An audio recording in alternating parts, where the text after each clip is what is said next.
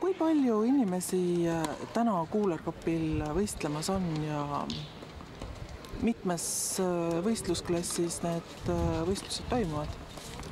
Peast ma ei oskagi öelda mitmes võistlusklassis, aga alates siis 35+ kuni lõpetades 65+.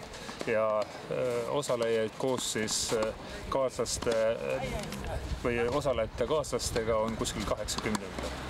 Ja need kõik inimesed mängivad tennist nendel päevadel? Ja no mitte ainult ei mängi, nad mängivad hästi. Mitu aastat te ise Cooler Cupil võistelnud olete?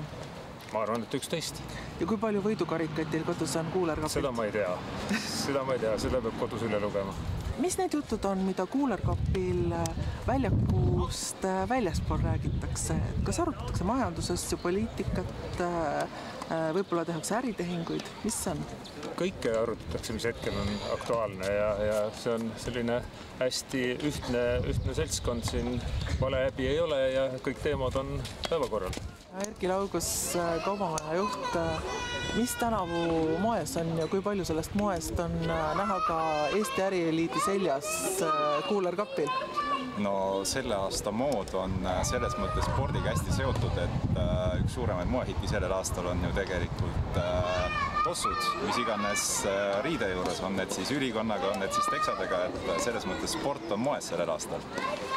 Ja kui me siin ringi vaatame, siis mulle tundub, et siin on väga teadlikud ja sportlikud inimesed koos, nii et siin on mood ja sport on tõesti ühendatud siin igal sammul.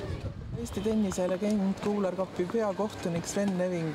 Kuidas on tänavu Eesti ärieliit harjutanud talvel? Kas nad on Cooler Cupiks tegelikult valmis? No kui ühe sõnaga öelda, siis on kindlasti valmis, aga kui nüüd pikemalt rääkida, siis nad on mänginud 11 aastat siin juba. See on 11. aasta. Me oleme kõik 11 aastat vanemaks saanud, aga ütleme niiviisi, sportlik vorm ei ole kehvemaks läinud, mitte sugugi. Kõik harjutavad tõsiselt, võistlevad ja isegi niisugused väiksed traumad ja vigastused, need ei heiduta neid, nad ikkagi mängivad, siis nad tunnevad, et füüsilise ja vaimse vormi tasakaal on väga tähtis.